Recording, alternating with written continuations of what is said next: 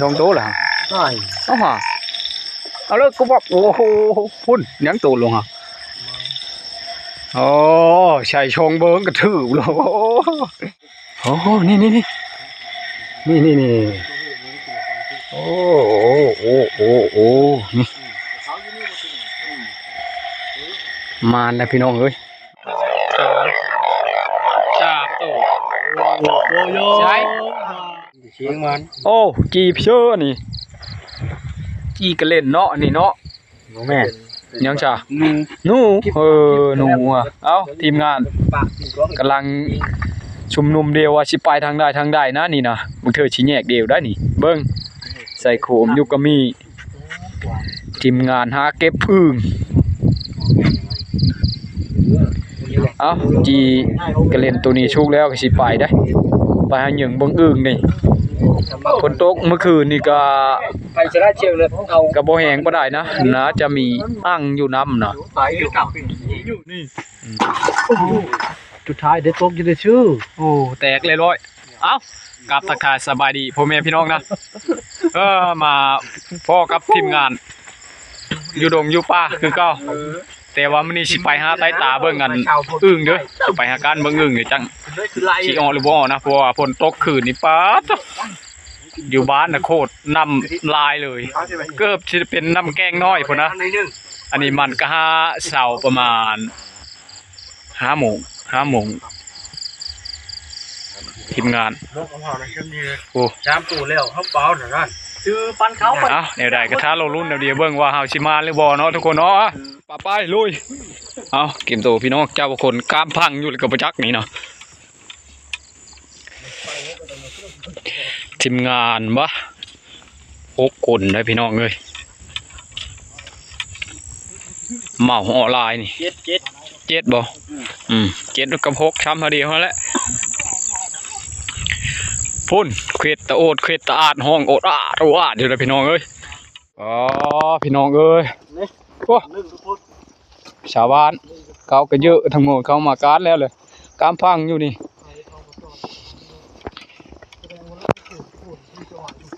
นี่ขันนี่ก็โอ้โถลายขันนะพี่น้องช่องขันโอ้ว้าวลายผู้ชายเขามาก่อนเลยพี่น้องจุกใจจิการพังอยู่หรอกพูแสงโคมแบบอยู่พูพี่น้องเอ้ยเถอะเอากินนี่ย่างน้ำถังเตะเอาตัวหนึ่งเลยนี่คนที่ใต้โคมก็ได้นะคนไม่ชิมานนะครบเลยพี่น้องเอาครบได้ไปใช่กับใหญ่ทุกคนโอ้มานกบเลยมาน่ะกระดมอยู่ติโอ้เห็ดได้เลยครับมานพี่น้องเอ้ยมานกบเลยดมอยู่บ่ไปมาคักเลย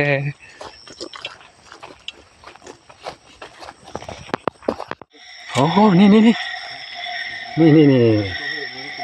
โอ้นี่มานนะพี่น้องเอ้ยเอามันมานห้องนู่นเท่นี้นะตัวผู้ห้องน่ะมันอยู่แถวฟังฮะอย่างไม่โลกตัวผู้บนตัวมีอันนี้นะโอ้มานนะพี่น้องเลยตอนเอาลงมันห้องนู่นนี่นะแล้วฮะ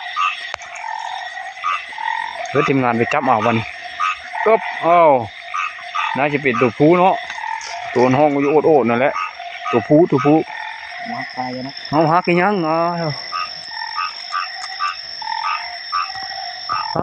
ยังอะไร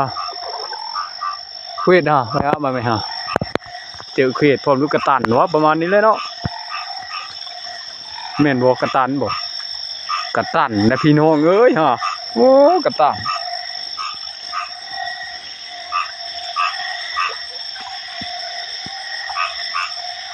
ฮั่นเป็นอย่างนะ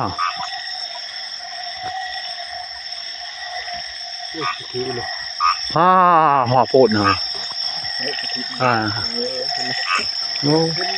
กะทิกระบือใช่ปะเพื่อนดูจากทางไหนเพื่อนนั่นฮะช่องโตนะฮะปีนหน้ากันอยู่ฮะช่องโตแหละใช่ฮะ เอาเลยกูบอกโอ้โหพุ่นยังตูดลงอ่ะโอ้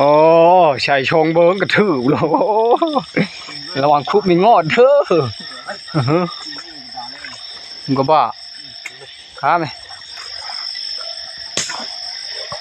นี่มันเป็นเควดอย่างนะฮะบทต้องย่อมันอย่างมันจะติดนะอันนี้เลยห้องนะกูไปที่คุบไปที่ถู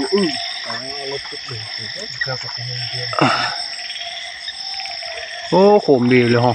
เควดอย่างขมดีฮะไหนเลยนั่นนี่โอ้ฮ่าเอาไปจับทีมงานก่อยได้น้ำไปขึ้นได้ปุ๊บครับได้ตัวแม่ตัวผู้เลยเดี๋ยวมันยังขี้ห้องอยู่ในคลองโอ้จามทีตัวอะไรโอ้มานนะพี่น้องเลยโอ้โหฮะไปจับโลดน่ะเฮ้ยพี่น้องโอ้ไอ้เอาบ่จับนะมื้อนี้นะ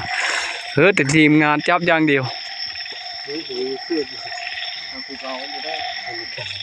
ยังมาจับตัวนี้นะนี่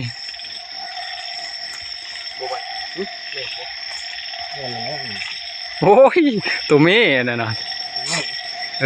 บ้าคางดำตัวผู้มันเลยบ่เห็นได้มันบ่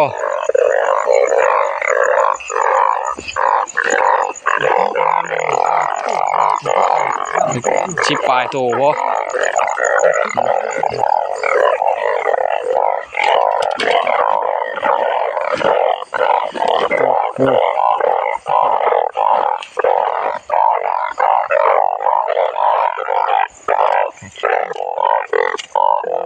หุ่นเลยของไอ้ชุดทิมโลกก็ได้ของอันนี้นะประมาณของ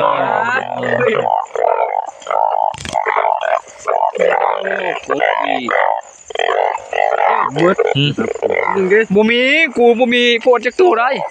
นะเพิ่นกูบ่มานกูเนาะไปเชื่อผู้หนึ่งเนาะเกยเลยเพิ่นห้องปวดจะเจอเพิ่นบ่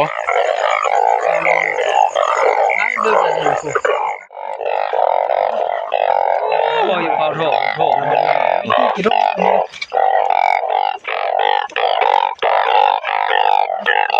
เอามานี่โถเอาโถกำลังนับ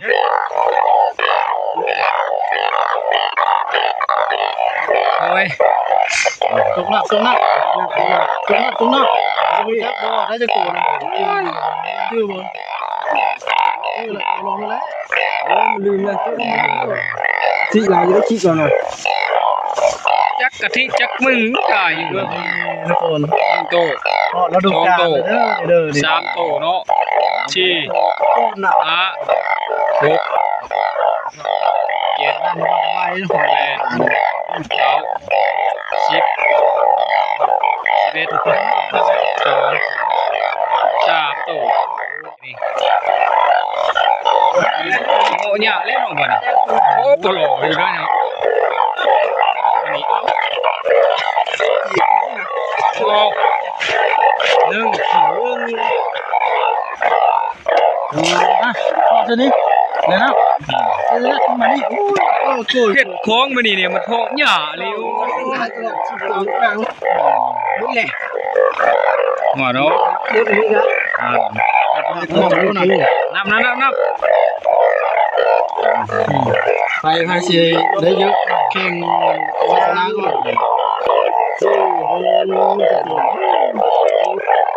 แต่ละได้กบเอามือชามก็เดาดิเว้ยเอาหมดแล้วได้จ้ะโอ้ยไอ้พวกโทษอ่ะจะช่วยอันนี้จ้ะไป ตัวเขานะครับโอ้นี่ใช่เลยใช่พูดนะผมโอ้ปอยมีพูดโอ้โน่ 32ตัว60 นักหน่อยแม่เลยนะ 32 ขาได้กันไหนไหนนั่นโชว์ข้าวนะคนนี่60โอ้ย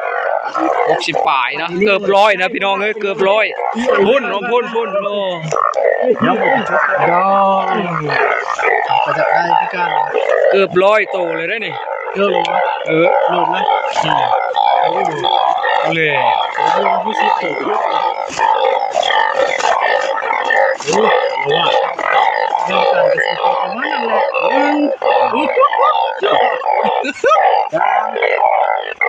บ้านนะครับในแข่งมา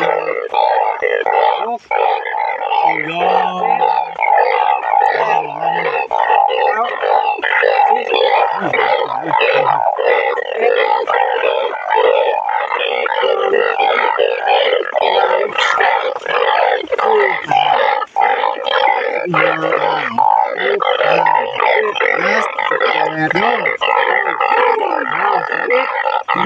ยจบเดี๋ยวสวิตสิกูบอก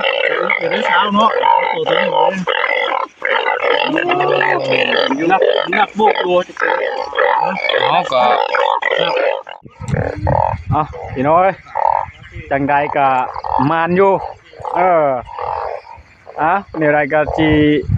พักผ่อนย้อนอารมณ์เลยได้วันนี้กลับบ้านก่อนวันนี้เพราะว่าบ่ได้มาพวกทำงานนักของว่ามันนี่